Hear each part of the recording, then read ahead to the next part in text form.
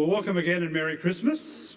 In my Christmas messages over the last many years, I've done a thing by where I offer different suggestions for different gifts. So I'm probably too late for you all. Oh, the first one's already up. There you go. That's blown my timing. But anyway, the gift-giving suggestions for Daryl. So I think this is a typical one for this year, the Christmas bauble with the mask on. And of course, it's been dominated this year by COVID. So if you want a really good present for someone who's really been affected, that's right, you can get a COVID soft toy. So you can punch it out, you can give it to your dog to tear up. Perfect suggestion. A couple of years ago, my son was really after some headphones. He wanted the Beats headphones. I wish I'd got him a pair of those. There's some beetroots in case you can't see it on the screen there. I love it when people come up with a combination of things. You know, they're somewhere, they're thinking of something, and they just combine two things that you wouldn't normally think go together. So when you go to the dentist, sometimes some would have this experience of having this thing in their mouth. And it's for the dentist to be able to work on your teeth, improve your smile. But when you put it in, it sort of, puts your mouth everywhere. And either a dentist or someone that's been to the dentist who loved card games then said, I know, I've got a great idea for a card game while I've got this in my mouth. Yes, that's right, it's the Mouth Guard Challenge. And your whole family can wear this, and then you get a card. And then you have to pronounce something like pumpernickel and pickle sandwiches, which is really hard to say in our houses like that. So if you like board games, there's an ideal present for you. I love it when this combination of things happens, the two ideas coming together. A lot of people have been working at home. We've been used to, meetings at home, Zoom meetings. You've got to work on your home desk. But, in working from home, you miss those things like going to the beach and whatnot. Well, how about you can combine the two? That's right, a home desk where you can have a sandpit there, if you like the feel of sand on your toes. One of the gifts I've come across this year, you can actually buy some of these at least, I think it's mainly an English thing, is these Ladybird Books. Ladybird Books, in the late 50s, they were very popular, a stylised sort of pictures with them, and they were originally written for kids. And someone has taken them now that the copyright's out and have done a parody of them, a spoof of some of these things. And there's a whole lot of different ones. There's Ladybird's Books for Grown-Ups, The Modern World, The Hipster, The Nerd, The Meeting, The Midlife Crisis. There's all sorts of funny takes on these. So let me read some of these. This is a Ladybird book about the meeting. People at work spend a lot of day in meetings. Meetings are important because they give everyone a chance to talk about work, which is easier than doing it. This is one about a meeting a father has with his son. Albert has called his son Ivor to a meeting to discuss colourway options for his drawing.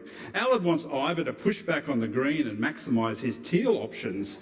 He also questions whether the park is low-hanging fruit in subject matter terms and whether Ivor should refresh his piece. I've unboarded your feedback, Daddy, said Ivor. Let me take it offline and circle back to you. And that's handy when your company is doing a reimagining of this job. They've done one on red tape and emails, the little Ladybird book. Sam has forgotten her password, so she cannot access her email account. She could reset her password by using a memorable name, but she has forgotten her memorable name too. So the account locks. Sam automatically receives a link so she can reset her password. It is sent to her email account, which she cannot access. Been there, done that? There's a little Ladybird book on grandparents. Any grandparents out there? Grandparents are very versatile. They are babysitters, weather forecasters, mothers helpers, sweet collectors, childminders, knitwear suppliers, au pairs, and providers of daycare for under 12s. Retirement is an exhausting job. There's even one, a modern one, a Ladybird book on COVID. Sophie is very excited to discover that her local corner shop has a stock of miniature bottles of hand sanitizer. Sophie thinks she'd better get some as she is down to her last dozen bottles at home. That will be £50, says the shopkeeper. Let me get serious for a moment. Often what happens at this time of the year is that companies put out reports, maybe the government will produce reports. We have a list of how much money people spent on Christmas presents. We have a list of the Consumer Confidence Index. But one came out last year, I remember reading it and thinking it was quite intriguing, and it's called the Edelman Trust Barometer. And it's this group that surveys people of how much they trust four big institutions in our society, whether it's governments, non-government organisations, media, and this is what they say in this study. We are living in a trust paradox. This is an era, remember this is 12 months ago, this is an era of strong economic performance and nearly full employment. Over the past 2 decades, more than 1 billion people in the world have lifted themselves out of poverty. The four major societal institutions, government, business, NGOs, non-government organisations and media, should be enjoying high levels of trust. Yet the Edelman Trust Barometer, our 20th annual study, tells us that no institution is trusted. No one trusts anyone. And whether it's incompetence, do these organisations do a good job? And whether they do ethical behaviour, they're doing the right thing and making a good improvement to society. Across the world, with millions of people literally that they have surveyed, no institution comes out that everyone in the society trusts them. There is very little trust. Now, this is 12 months ago. How have we gone as a society in 12 months? How have governments handled things? How have the media portrayed things with COVID? How are things going in the general society? I don't know that that figure would be any better after what we've been through. And I think that level of trust or lack of trust is everywhere. People don't trust institutions. Things used to be, as safe as a bank. It's not that safe anymore. People used to trust things. But over time, I think one of the things that happens to us is that we lose trust. We lose trust in institutions. We lose trust in people. We lose trust in so many things. And some of you know that feeling at Christmas of a loss of trust. And we learn over time that the world isn't a safe place, that there's difficult things that we have to go through. We're the product of broken homes, broken marriages, broken institutions. How do we respond with that lack of trust? I was driving around the other day, listening to my favourite radio station, Oldies, and I heard a song by a group I used to like called Supertramp. And the song was the Logical Song. And it starts off like this. I'm not going to sing it for you, so don't worry. When I was young, it seemed that life was so wonderful, a miracle. Oh, it was beautiful, magical. And all the birds in the trees, they'd be singing so happily or joyfully, playfully watching me. And then they sent me away to teach me how to be sensible, logical, responsible, practical. And they showed me a world where I could be so dependable, clinical, intellectual, cynical. And that's it, isn't it? The cynicism. I reckon a lot of people respond to a lack of trust with cynicism in those things. And I've done that already this morning, haven't I? That Ladybird book for grown-ups. Because it's like that's assumed that's what grown-ups do. When we're grown up, we get cynical, we get sarcastic, we get flippant, we take the mickey, there's another word for it. We do stuff like that because that's what institutions are about. We don't trust them, so we make fun of them. We make fun of everything. For Aussies, that's sort of a second language. And the meaning of the word sarcasm, originally from the Greek, means to tear flesh into pieces. And that's what we do when we get sarcastic. We tear things down. We tear it into pieces. I read a quote from C.S. Lewis a couple of years ago, and it really struck with me. And he said, "Flippancy builds up around a man the finest armour plating against God that I know." when we are flippant, when we are sarcastic, when we have that sort of attitude against even God, it builds up an armour plating. We mock, we make fun of things, and that's fine, that we're all for a sense of humour. So what's this got to do with Christmas? I hear you ask. I think one of the key things about the Christmas story that we probably all know, the angels and the shepherds and all that we saw portrayed today. One of the key big background messages is that God can be trusted.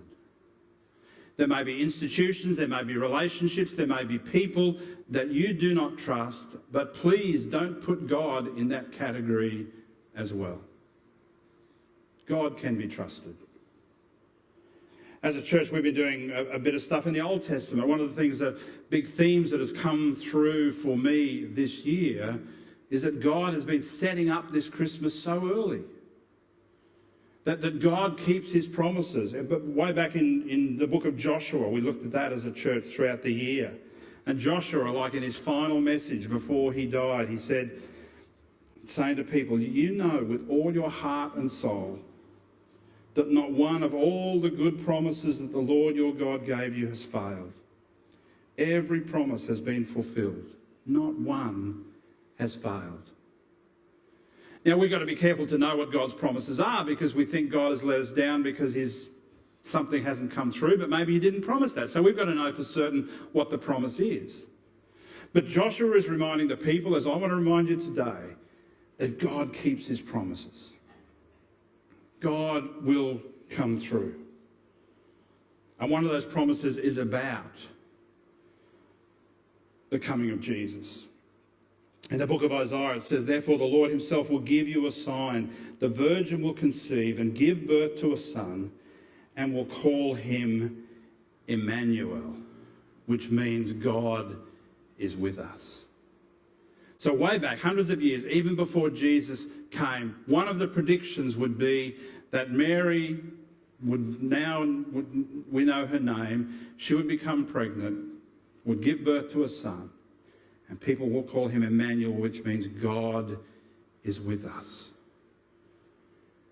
And later on, in the next scripture, when Matthew is recalling for us, when he's giving a summary at the beginning of his book, when he's talking about what is the significance of this birth of Jesus.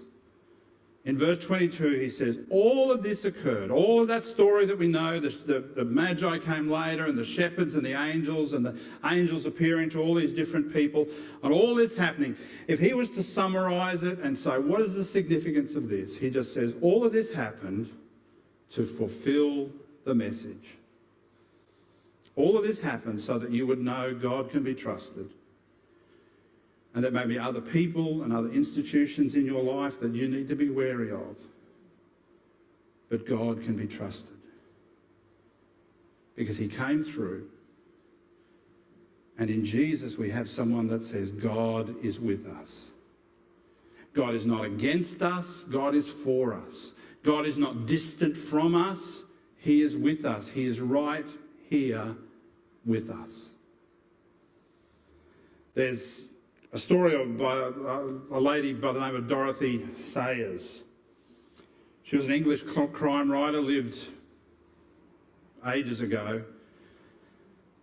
Interesting character. She was only child to her parents. They were well educated. They taught her to read at an early age, and she was unique in that age for females to be one of the early female graduates of Oxford University. As she grew up, she started to write crime novels. And she had a character in one of her crime novels called Lord Peter Wimsey. And it was quite a popular series, and she wrote a lot of these, and 3 or 4 of these books in. And suddenly she introduced a new character, Harriet Vane. And Harriet Vane, listen to her story. This is this imaginary character that Dorothy Sayers has written in. Harriet Vane was an only child, born in the English countryside. She's very smart. She's an early graduate of Oxford University, and she writes crime novels. Now, you're smart, you've already put this together. She's based Harriet Vane on herself. In this world that she created, in this book, she in one sense fell in love with Lord Peter Wimsey and wanted to write herself into her own story. So she created a character that would be based on her. Not identical, a few things were different, but they fell in love and they got married. She loved the character that she created so much, she wrote herself into the story. And that's what God has done for us. It's not a make-believe world or a novel, but in a real sense, God has written himself into the story. He sees what we got up to. He sees the trouble we're in. He sees how much danger we're in because of our sin. And he said, I'm going to write myself into the story, not in a make-believe way, but in a real way, that he would come in human form. He promised the Saviour would come. And he came through to show he keeps his promises. He can be trusted. So I just want to say, look, yes, let's go to town on some of those institutions. I think some of the things that we've seen in COVID have been groups and societies and people not acting in everyone's interests, but only their own. And we've got a right to be wary. We've got to be careful where we put our money, and we've got a right to do due diligence. And perhaps you have a right to trust certain people slowly because they've let you down in the past. But I'd urge you just to beware that you don't let your cynicism or sarcasm or flippancy or making fun or not taking seriously enough the things of God, because that is the most important thing in our world. And don't let that create a shell around your heart that stops you accepting what God is. Why I ask you to fill in the cards, because there are churches like us and churches all around the world who are trying their best to see what it is to live out God's kingdom in this world. And we'd love you to be a part of it. There's some exciting things happening in the next year, and we want to get out of this COVID, and I think God is up to something really special. So I'd love you to make it a priority in your life to make the churches that are doing that a priority in yours as well.